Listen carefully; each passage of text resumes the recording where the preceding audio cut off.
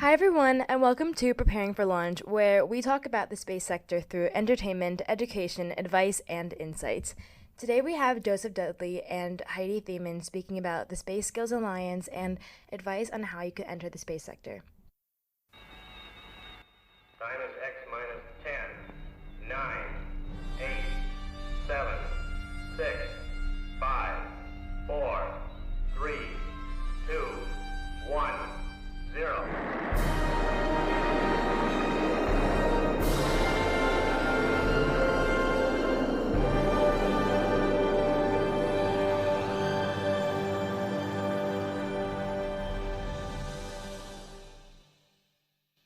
Hi, guys, and welcome. Thank you so much for being here today.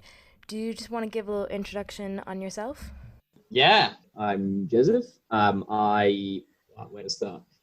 So my day job is actually I'm a developer for a charity called Cast. So we work with other charities, helping them move their services online, which at the moment there is a very, very high demand for.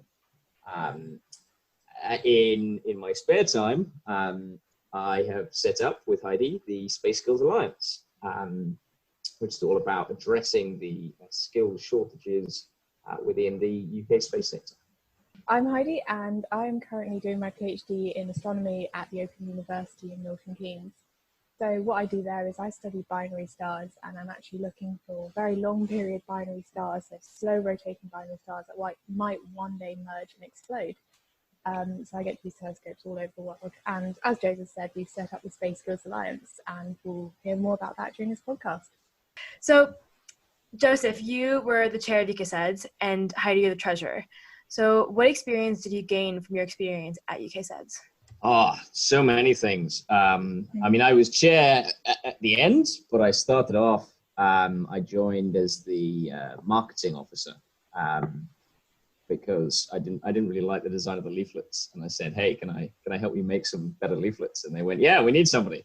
And the rest is history. But yeah, in terms of gaining experience, all sorts. I mean, I learned loads about designing marketing materials from that. I learned lots about, the space sector and networking with people and managing projects and sharing meetings. And I mean, pretty much all the useful skills that I have, I would say, have come from all the different volunteering roles I've held with. I think I'd agree with that. And especially nowadays, considering everyone's remote working and UKSEDS is run remotely across the country, all of those tools have been really helpful, working in different teams, different times. It's a fantastic kind of preparation for a pandemic, which I didn't expect going into when I joined UKSEDS. Yeah, that's a good point. I remember when we first started having things online, I was like, oh wait, yeah, I'm used to this, having the Thursday careers meetings. I've always been online, so kind of you're used to it as well. I always ask when people say they do PhDs, how do you decide to do one? Because I find that everyone has kind of a different answer to that. So how I decided was I applied to both PhDs and jobs, and I thought whoever gives me a job first, whether it be a job or a PhD, I'll go for it. It's always been a little bit in the back of my mind because I enjoyed astronomy and I enjoyed space, but it was just a matter of what came up that I felt I would enjoy for the next few years. And it pretty much came down to the European Space Agency Young Graduate Traineeship, which I very sadly missed out on, or a PhD, which I got offered like 2 days later, so I went for that one. Oh, sweet. Nice. So back to Space Skills Alliance. So what is Space Skills Alliance and what inspired you to found it? So this is what inspired us. We the story really, I think, starts with UKSEDS. So, when we were involved with UKSEDS and thinking about our careers and looking at what was out there, we found that there wasn't a lot of information about careers in the space sector. And we ended up building spacecareers.uk, which UKSEDS now operates. And throughout that process of understanding what the sector was looking for and looking at all these job adverts and building up all these resources, we started to find that there was some gaps that actually, there were lots of panels at conferences where people would say the space sector is facing some skill shortages. but there wasn't really a strategy to address that. And the impetus for us came from that we said, okay, well, maybe we should help try and build that strategy. And it's going to need to be something that isn't just done by one organization. It has to be a collaborative effort, because it needs to involve all these different actors from across the sector, both the companies, universities, education and training providers, non-profits like UKSEDS, like the Royal Astronomical Society or the Aeronautical Society.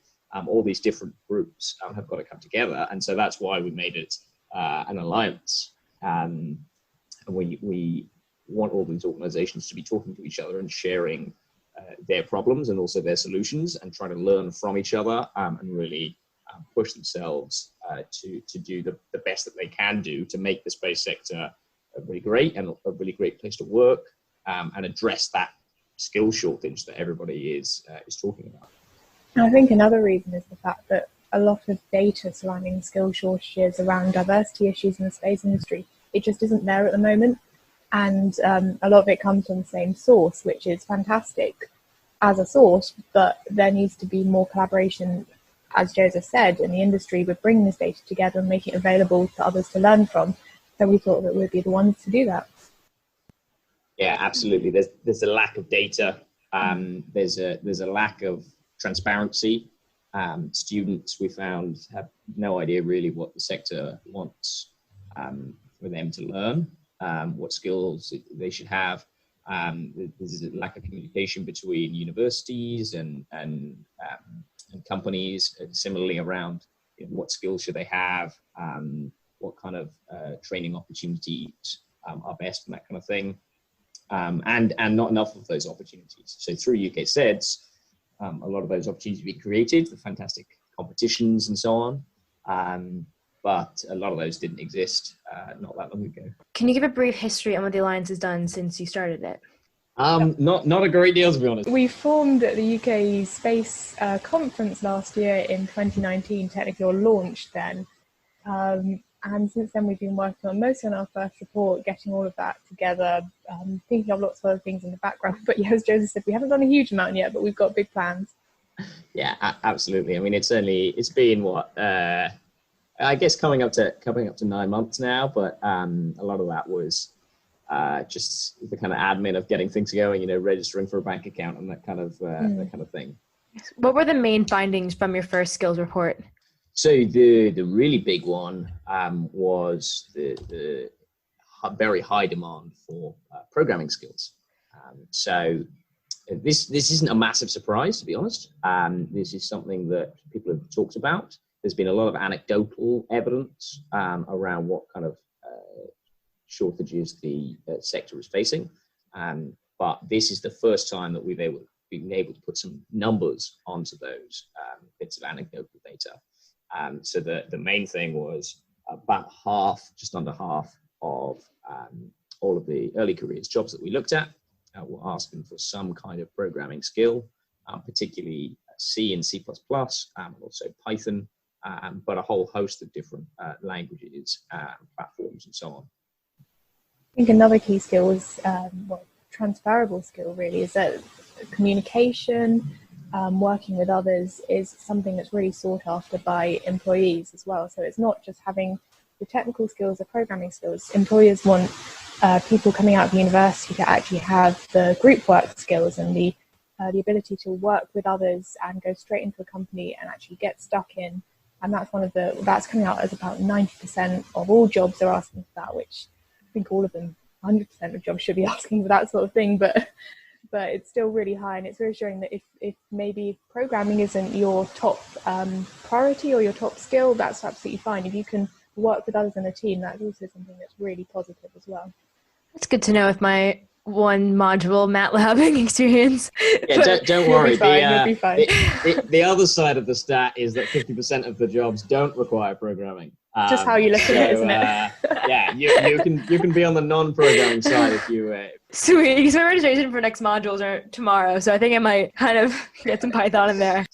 What advice can you give to students who are kind of stuck in that exam mindset, which obviously is very important, but what are ways to kind of express creativity and science and problem solving, critical thinking outside of like the CGP textbook revision days? Like how can you kind of have them on the side of your like revision? Having you. I mean, if you want to get involved in a hobby that's completely away from science, that's definitely something you can do. But if you want to still have the kind of scientific side of things, or you want to kind of increase your skills while doing none of your real work, then you can do really, you can kind of think of anything kind of crazy. So for one kind of way, I taught myself a bit more programming. That I just wanted to be away from astrophysics. I didn't want to think about stars. I tried to do a heat map of the number of cats versus dogs in the UK. You can get the data publicly available, try and map it out. It sounds stupid, but it's a way where you can actually have a bit of fun, and you've got no pressure to hand this assignment into anyone, and you can make it as ridiculous as you like, but you actually still, you get away from your work, but you still increase your skills, and it can be worth it. What were your findings? Where are the cat and dog hotspots? I mean, sadly, there weren't actually that many cat versus dog hotspots. What was the winner? Oh gosh, it's a while ago now, so I can't remember. But I think there were more cats in London, but I might not be. Yeah. Don't quote me on that, please. But I guess right now as well, I think one of the nice parts about having office downtime is that you can just read for fun and I don't know, do some AutoCAD if you want without making it towards design project, which is really fun. It's great doing things that you love for university projects, but it's kind of nice that I can just read some physics books that I'm not taking notes on. Just for my completely, or Kerbal Space Program, or kind of anything like that. It's you can do so many fun things which you're not accountable to anyone. You don't have to hand it in. It's great. Exactly. The sought-off technical skill is software development, but like I said before, but why is that though? And should everyone just kind of rush their computers right now and start learning how to code? How important is it? The question of why is an interesting one. We don't fully know the reason, but we can make some educated guesses based on the data that we've got. I think one of the key reasons is that actually just everything in the world is becoming more digital. We've seen that in every walk of life. There is now some computers involved in some way. There's no longer a divide between people who do things on computers and people who don't, and the information gets passed from the one to the other. Actually, everybody's doing things on computers, and that level of digital literacy is increasing, and it's no longer really enough to say, actually, I can use Microsoft Word. That's just expected, along with I can read and write. Now we're seeing the use of programming, the use of data analysis in more and more places as data. They talk about data being the new oil, but actually it's incredibly valuable, and everybody wants analytics about their website or their newsletter mailing list or their binary stars. Whatever sector they're working in. So I think that's true for space as well. There's also the fact that the part of the space sector that's growing the most is the downstream, so the bit that's using all that space data. So a classic downstream space example is something like Google Maps, right? That's all based on satellite data, and there are lots of different other companies and apps and so on that use that kind of data. And that's the part that's growing the fastest, and that's also the part that uses computer programming the most. So it makes sense that therefore that skill is becoming more and more important as the influence of that subsector grows. So because of this, a lot of university courses are now starting to include programming. Is doing it in one module enough, or do you think it's best if students kind of make that a subsection or part of their degree? Or really, the best way that you can learn programming is through more project-based work. So I mentioned the stupid example of mapping cats in the UK, but if you do have a project, maybe instead of plotting all your graphs in Excel, you can plot them all in Python. It's a really easy way of kind of turning your kind of skills you already have into something that will actually kind of last a long time, and you can apply to any sort of project. If you can write a script to do something rather than manually doing it, if you're trying to identify the point of light in your image, every single image, that's going to be a long and arduous process. But if you can get a program to do that, you're going to have these skills that you pick up and actually develop over time. So rather than just looking at it as one module that you do for 3 months, treat it as a lifelong learning skill. You mentioned that the space skills shortage is largely a subset of the UK's larger tech skills shortage. Do you see any differences specifically in the space sector compared to other sectors that make it less accessible, or is this perhaps just because students aren't aware of the space sector as a possible career? So those are questions that we're keen to ask and get some answers to be honest. We know from some other research, some data from UKSEDS actually, that knowledge of the space sector, even among the kind of students who attend big space events like the National Student Space Conference, is pretty low. So a lot of them have only heard of the really big companies. Airbus is one that always springs to mind. And they're not aware of the huge range of different companies that are available. And if you look at the most well-known companies in the world, something like I think 50% are tech companies. You know, they're Google. Everyone's heard of Google, Amazon, Facebook, Twitter. You know, these are household names. They're names. You know, my mother can reel off. But if I asked her to name a whole lot of space companies, she would struggle. And so I think as much as anything, it's just people haven't heard of the space sector. They barely know it exists. I guess the first name that springs to mind when anyone thinks of space is probably NASA. And you're not unfortunately going to get a job as a British national there. I think another reason why space has also been struggling a little bit compared to tech, what the difference is there, is actually a diversity issue, because tech had noticed it has a diversity issue, a lack of women, a lack of people who are non-white.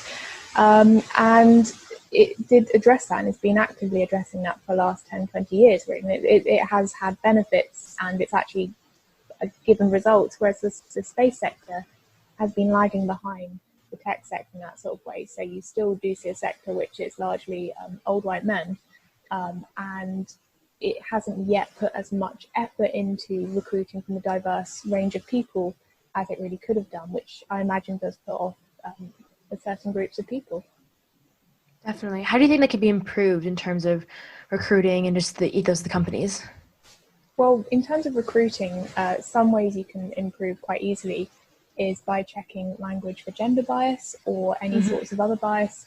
So one thing we've been looking at is whether years of experience actually are needed in job adverts. Having had 5 years of experience doing any sort of French language, I was never good at it. Even after learning it for quite a few years, I'm still not good at it. But I've still got, technically if you start from when I had my GCSEs or I don't know, 10, 15 years of French language experience, I can't do any of it. But if you actually ask for specific skills and quantify those skills, you can actually recruit people a lot better who actually have those skills and don't put themselves forwards because they don't think they've got enough skills. It's quite simple things like that you can change, and it helps a lot.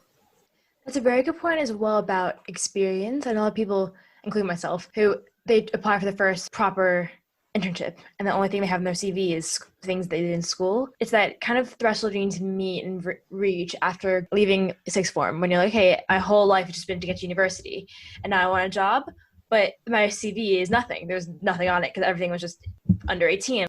I agree with you there. This is a kind of catch-22 that we see a lot of. You need at least 3 years experience to do this entry-level thing, and you go, hang on, but how do I get my 3 years experience if I can't get 3 years experience? But for students, I think it's worth remembering that actually you can spin a lot of the stuff that you've done at school or at university in a different way. I see a lot of people putting on their CVs kind of almost embarrassed about it or feeling like it's not proper experience because it wasn't paid. But that doesn't matter. The fact that you've got some money at the end of the day is not actually important. What's important is, did you gain any useful skills? And if you were, running a school bake sale stand, and you had to manage money, and you had to think about the budgeting, and you had to prepare, okay, how are we going to bake 100 cakes, and the logistics of moving the cakes around. Like, those are all useful skills, even though they feel like, oh, that's not a real job. You're getting the useful skills, and if you present those in the right kind of way and relate them to the work that you are hoping to get, and you say, okay, well, it's not baking cakes, but here's how it maps, then actually you put yourself on a much firmer footing when applying for jobs straight out of university or internships while you're at university. What was the most surprising or unexpected insight that you gained? I find it weird because I think the programming one is definitely one I'm both surprised and unsurprised about, because we've mentioned it before that it's such a high percentage, around half of jobs or early career space jobs needing programming, and everyone's been saying this, but at the same time when you see the figure you go, oh my god, that's actually quite a few jobs. I also think I was surprised by the fact that around 10% of jobs didn't actually list any transferable skills, and every job you require transferable skills. Every job you have to talk to someone, you have to interact or feedback on what your project has been doing. What are those 10% of jobs asking for? It's a bit weird. Yeah, I can't think of any job that you wouldn't need to communicate with at least one other person. Yeah, Exactly. some job adverts are just poorly written, and definitely. and Assumed. and that's an area for improvement. Actually, there's some low-hanging fruit in terms of just making it a little bit clearer what you actually want from people. I think the most surprising thing for me in terms of our results was the fact that there's this kind of cliff after the first couple of competencies. It drops quite low quite fast. So you start off with interpersonal skills and communication skills at the kind of 80-70% mark, dropping down to programming and around 50. And then you've got this long tail of skills where they're asked for in, between 10 and 20% of jobs. But it's very quick, that drop off from the ones that are absolutely required, those communication skills that are needed in pretty much every single job, to all the others where you think, people have been saying to me for years I need to pay better attention to detail, and yet they're not really asking for it that much. Yeah, that's a good point. I remember I was looking at one a couple of weeks ago, and it would show how you've paid attention to detail in your life. And I was like, I don't know. The detail? Okay, I'm a physics major. Is there some sort of detail you have to work in that? Point, you have attention to detail from doing physics, Yeah, exactly. So what advice would you give to students looking to develop their skill set while still at university? Get involved in anything you can. UK really, yeah, definitely get involved in UK SEDS. I mean, sorry, I should have plugged that straight away. Okay, if you are looking to go into space or aerospace, honestly, the best thing is UK SEDS. I'm not just saying that because I'm on the podcast. I've been involved for many years, but it really, for me, it's where I've met everyone in the industry. I've been given so many opportunities to actually get involved in projects that university wouldn't have given me the opportunity to. I have gained an incredible number of skills from UK SEDS and space careers, running conferences. And if maybe you're not wanting to kind of do the more leadership or organisational sort of things, get involved in a more technical project. UK SEDS runs things like the Olympus rover trials,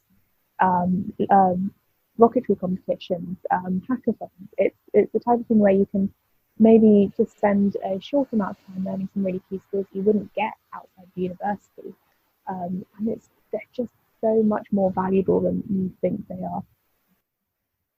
Yeah, I mean, I take every opportunity. Exactly. I think also there's a big difference between just joining a society, whether that's UK SEDS or the basketball society or whatever you like really, and being very actively involved in it. And some people conflate those two and think, well, I joined all these societies, therefore, I'm doing everything that I can. Actually, what I find much more valuable, both as having gone through it and also when looking at people's applications, is really putting it all into any activity whether that's becoming the president of the society, or being really involved in a competition, or doing loads of outreach or something like that. Because the more you put into these things, the more you get out. Absolutely. You gain more skills, you gain a bit more confidence, because you start to get really good at something. And then you're often then asked, okay, can you teach some other people how to do this, which then develops your interpersonal skills and so on further. I remember we had an application for a role where we're looking for someone involved in space and so on. And actually, the person who was successful, we really liked the fact that she'd been president of her trampoline society. So nothing to do with space whatsoever, but through that, she was saying, I had to organize trips to trampolining competitions, and get the team together and book the minibus and arrange the rooms and all these sorts of things. And so actually, through that process, she was gaining all of those transferable skills, which were incredibly useful for the role that she was applying for. And she also had an interest in space, but she didn't need to have done a really technical extracurricular activity. You can do whatever you like as an extracurricular activity, provided you're taking those opportunities to gain new skills and push yourself further. I think one key thing to mention as well is you don't have to do everything. You don't have to be the best at everything. Obviously, get your degree done. If you're doing a degree or your A-levels or whatever you're doing, that is obviously the prime focus. And if you can do one other thing and do it well, then that's way better than spreading yourself thin, stressing yourself out, and then kind of ending up not actually gaining that much from any of it. Just do one thing, do it well, and have fun with it. Better to do one thing and really tone in on it and do it specifically and a lot of work than just kind of being members and sit in the back of the room, a bunch of things, basically. Yeah. Well, I think, as I say, I wouldn't go just for one. I'd say, get a handful of skills, and they might be very complementary, or they might be actually, you kind of want to keep your options open, and say, well, I really like this science subject that I'm doing, but also I want to improve my language skills, because that's something that I want to do and also is going to be useful to me. And to be able to have those different skills makes you more useful as an employee, but also makes things better for you, really, that you've got these different strengths you can play to, rather than saying there's only one thing that I can do, and let's hope that I can. You're pinning all your hopes on that one thing. So you both have STEM backgrounds. Joseph, you did engineering, and Heidi, doing physics. How have your degrees been useful to you so far in your various roles? I'll start with a PhD. I didn't take the Python module as undergrad. I didn't do the programming. I didn't do the stellar atmospheres or the stellar evolution. Guess what I do every single day? I work on stellar evolution and programming. I should have learned more, and I think I could have taken more from my undergrad if I had some kind of literally 2020 vision to make a comedy year.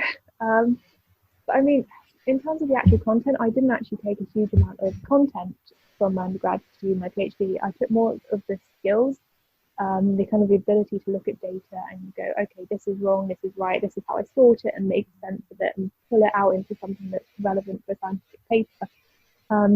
And it definitely was the projects and the teamwork and collaborating with other scientists from around the country, which I took on as one of the key things. So even though I learned about quantum mechanics for 4 years straight, I will never use that again. But the fact that I spent 3 months working on a quantum mechanics project with about 3 or 4 other people and doing a little bit of programming there, that's way more helpful to me. I think it's hard to pin down exactly what I kind of got out of my degree, because I did aeronautical engineering, and I haven't gone into really an aeronautical job. So there's a huge amount that I've crammed into my brain about wings and fuel equations and beam buckling and all sorts of stuff that is just lodged in there, but is actually not very useful, and it's gradually wasting away. But I think that there are some more general skills that I didn't even realize I was picking up, I don't think, until afterwards. that kind of analytical thinking that doing a STEM subject, really any STEM subject, it teaches you, that's slightly different from the kind of analytical thinking that you get in humanities subjects. And I don't think one is necessarily better than the other. I think they're just different ways of approaching problems. But it's something I didn't really notice until, talking with other people in the world of work, arts graduates, and just realizing that actually we approach problems in very different ways because of the different ways of thinking that we've been trained in. I tend to look at things in quite a, what do we need in order to achieve this, and what are the steps in the kind of engineering process? What am I going to need to construct here? Construct in my sense, in a programming way. I think it's really valuable to have those different perspectives. So I think that's the key thing that I got out of my STEM degree, really. This is kind of a big question. Well, maybe not. I was quite indecisive of my degree choice. I went back between aeronautical engineering and physics and astrophysics every day. So what advice would you give to students who can't decide if they want to go for the pure science study route or engineering? I really don't know what advice I'd give, because I was in that exact same conundrum as well when I was 18 doing my UCAS application. I had one almost identical physics and engineering application to send off. And in the end, I just thought I would enjoy the astronomy side more, and it seems to have worked out. I think something that is key to remember, that if one of you enjoy it, then you'll be fine for your degree. But two, engineering and physics are very closely linked, and a lot of space companies do hire physicists to go into the systems engineering roles, that sort of thing. You're not completely blocking out a path if you do one or the other. You may want to consider what projects you take at university, or what internships you apply to, or what extra kind of experience you gain. But because you choose one or the other, it's not a career ender. You're not blocking off part of your life. You can still do either of those routes, even if you've chosen one for now. Yeah, absolutely. If you look at a lot of job adverts, they don't say you must have a physics degree or you must have an aeronautical engineering degree, because it's kind of impractical, because the difference between a physics degree and an engineering degree can often be as much as the difference between an engineering degree and an engineering degree at another university. Employers can't always be sure that you're going to come out with this specific skill set, because those modules vary, and there are individual choices as well. So what's more often asked for is a degree in any one of these handful of subjects. It's normally a variety of STEM subjects, because they recognize that they build up those ways of analytical and numerical thinking, regardless of the exact specialism that you go down.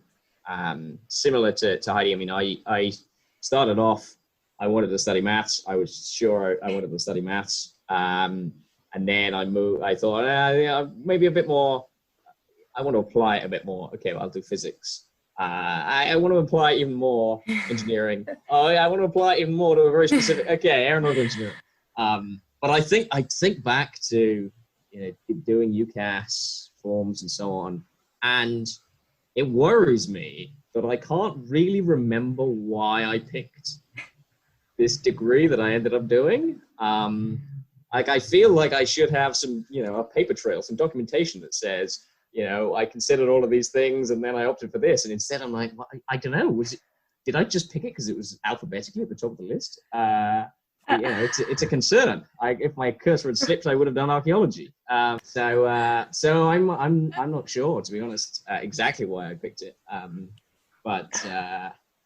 think it was interesting and it was useful. And provided you find whatever subject you go for useful and interesting, I wouldn't worry too much about picking a particular one, because mine's not been very useful in my actual job, but it's a good experience. What a lot of people think as well is that physics and engineering is the only route into space. Whereas you've got space lawyers, space artists, science communications, space business. You need business analysts and business development people to actually keep the whole thing running.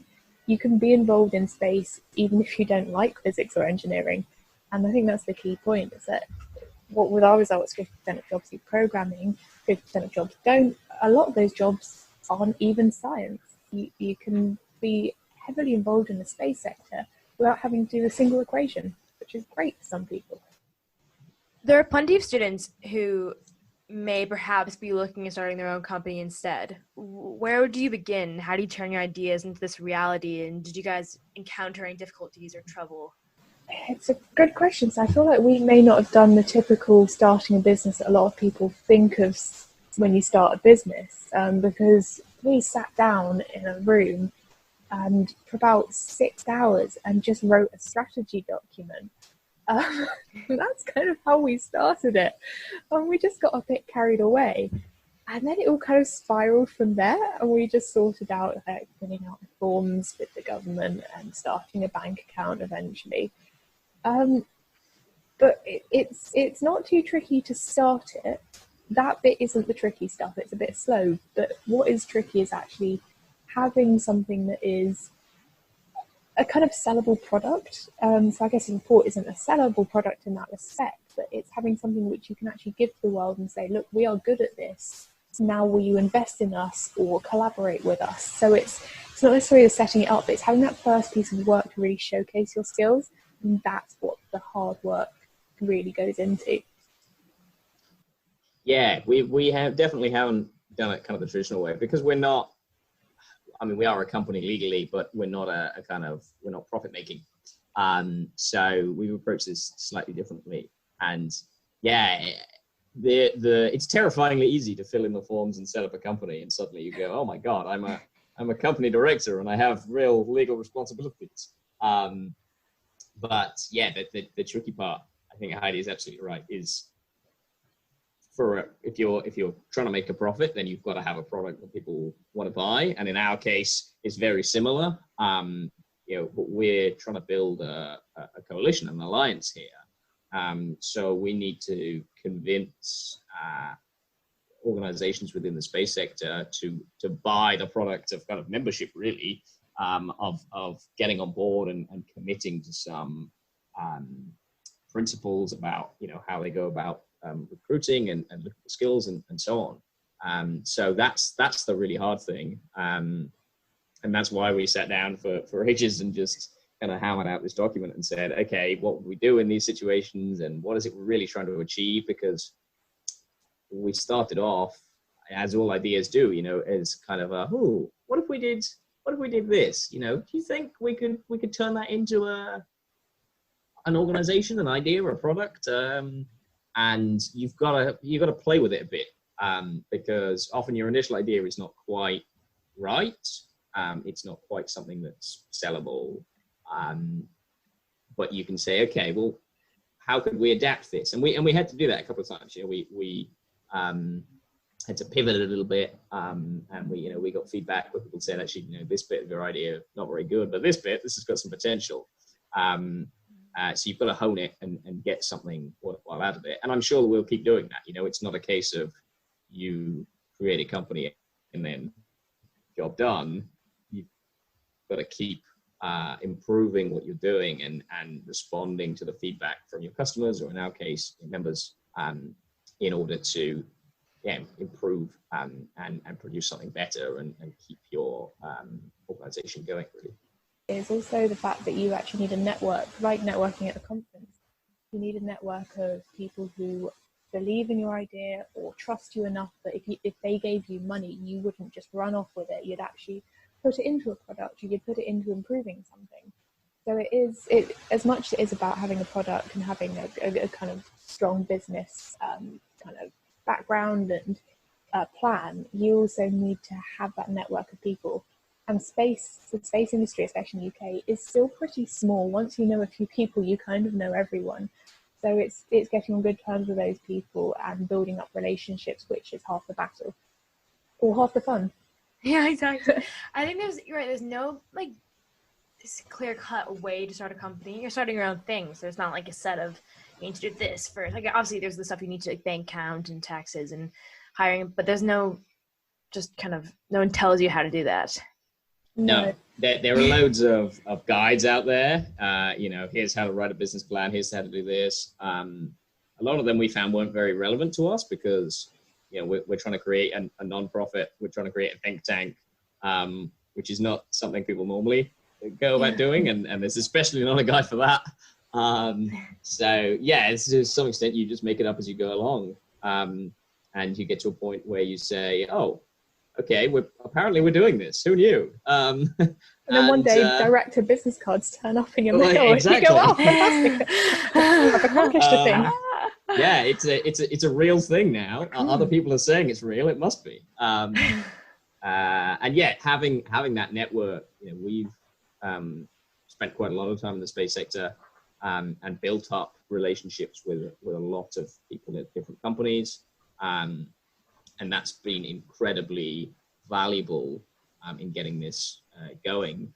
And it's not enough. You can't just post it on Facebook or Twitter or LinkedIn and hope that everything will resolve itself.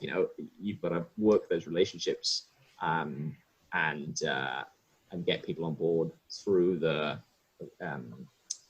what you've already got with them, really. What are you hoping employers and other groups take from this research and the taxonomy that you've created? Well, one of the key with the taxonomy is that at the moment there isn't really a universal language for how to ask skills or how to ask for different experiences or technical skills. And I mean, it's not the near future, and other companies are already doing this in other sort of sectors, but having some sort of universal language that anyone can look at a job advert and go, this is exactly what I need to have, and maybe this is what I don't have and need to develop, rather than trying to guess, because you have to spend quite a lot of time in job adverts actually trying to work out what the heck they want from you. And it takes so much time. If we have this universal language, we can make hiring more inclusive, quicker, and just a whole lot better for everyone on both sides, both on the hiring side and on the applicant side.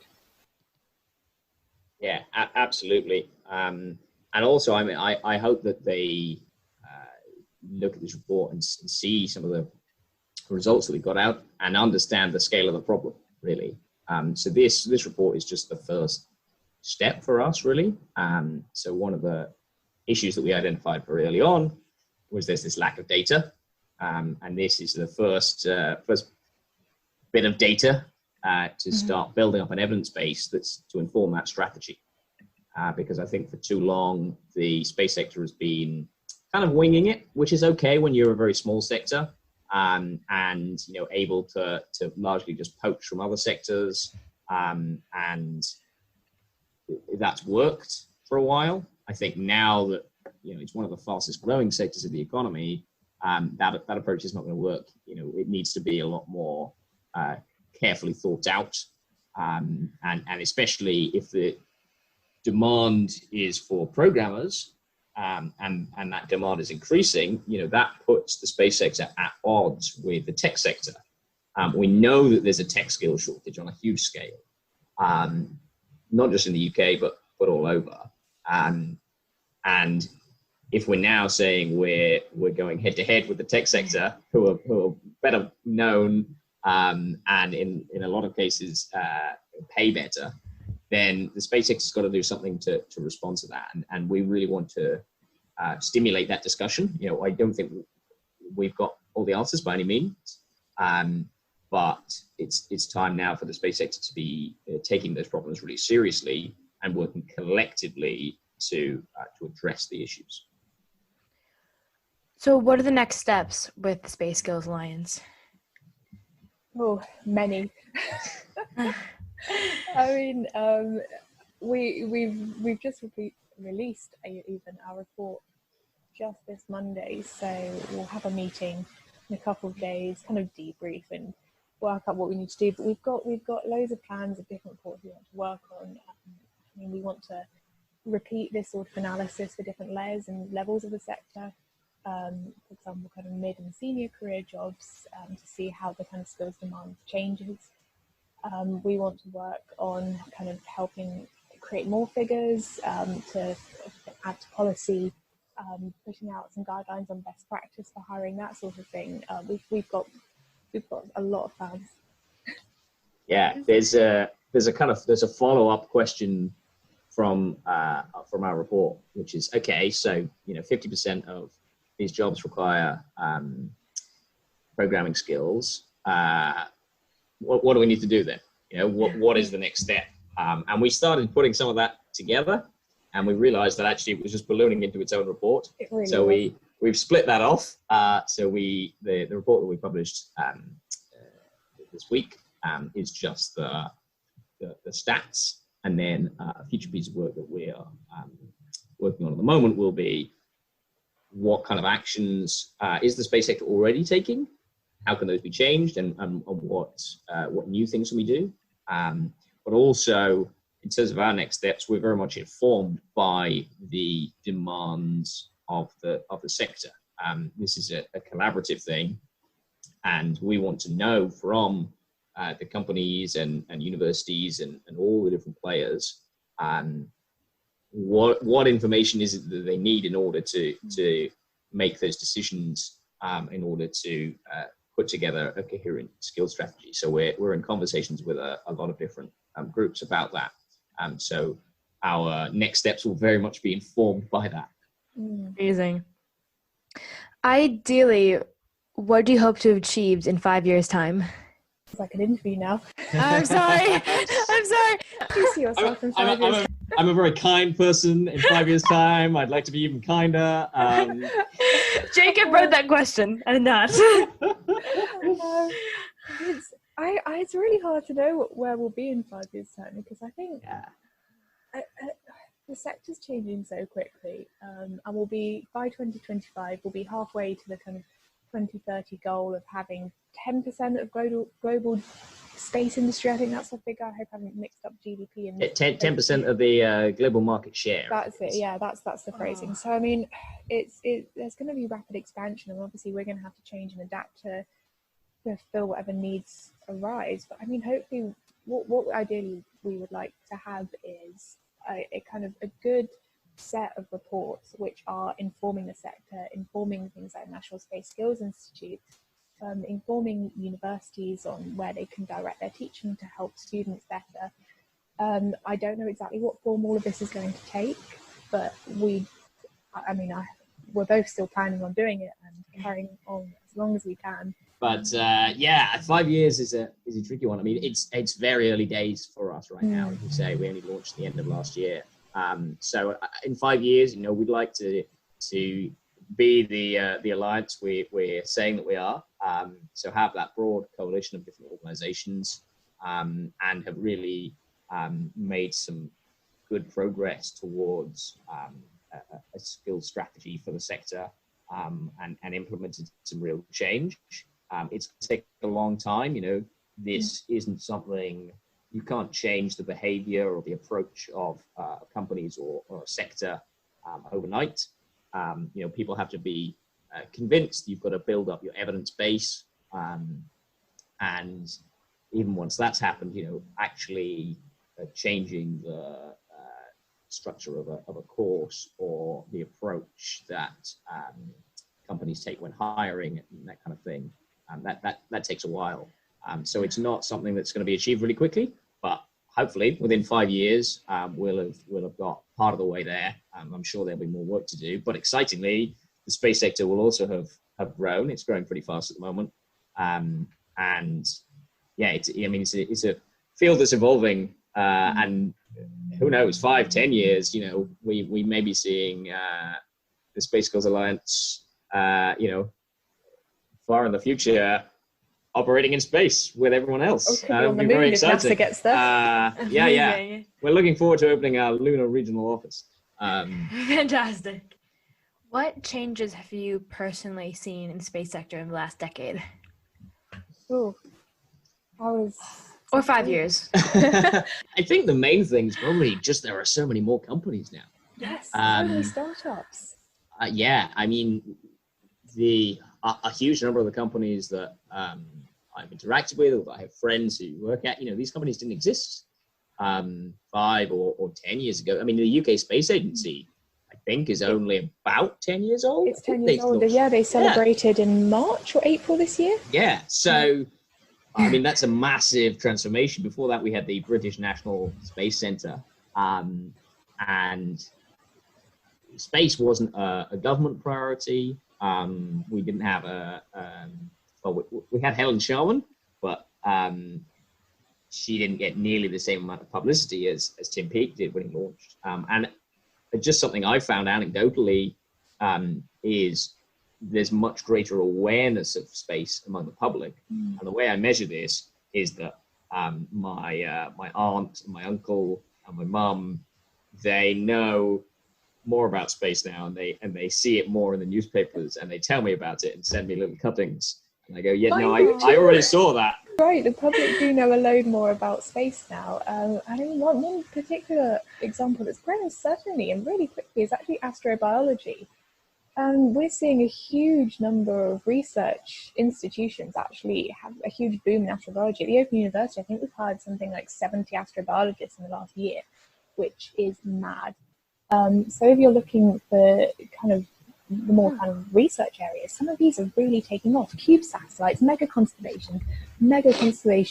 I have my own beef with as an astronomer, but those sorts of things with providing global internet coverage and global kind of Earth observation coverage in almost real time, that sort of thing is going to be incredibly valuable. And it's just the type of thing that people didn't think about 10 years ago. No, even last June, when SpaceX sent out the first mega constellation kind of batch, astronomers didn't expect it. Oh, and also, oh gosh, Skywara launching in their first rocket test just a day or so. Like we're going to have we're actually going to have spaceports in the UK. Oh my goodness, how did I forget that? We might have a spaceport in Scotland, in Cornwall. I can go down to Cornwall and be on the beach and watch a rocket launch. Like how cool, well, not a rocket launch, a vertical rocket launch, no, horizontal rocket launch, vertical in Scotland. But that's the sort of thing that was a complete kind of dream 10 years ago. Now it's actually being funded, it's real.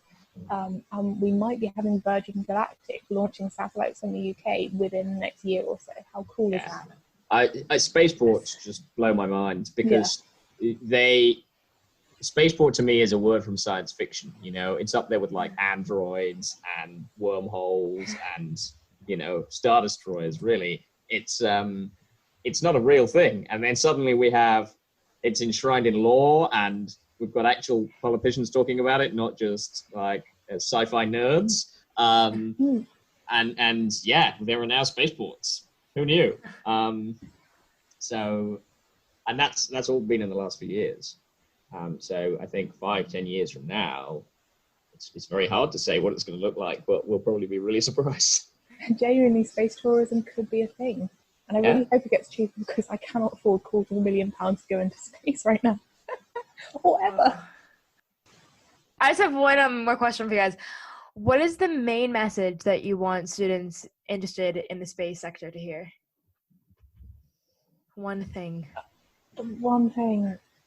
Get involved with UK sets. Yes, UK sets.